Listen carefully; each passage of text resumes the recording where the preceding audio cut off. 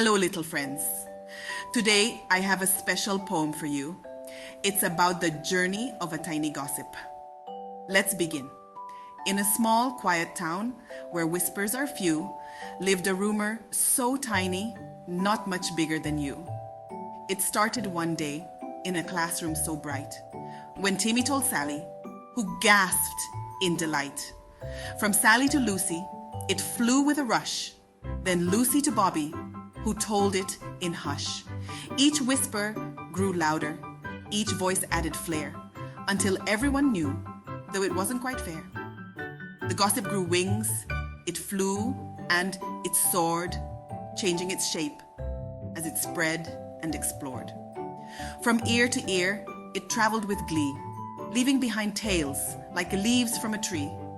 But gossip is sneaky. It twists and it turns, and often it stings, like a flame that burns.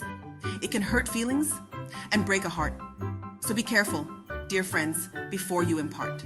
Instead of whispers, why not share cheer? Spread kindness and joy to everyone near. For words have power to heal or to harm. So let's use them wisely, with love and with charm. Thanks for listening. Remember this rhyme and think twice about gossip the next time.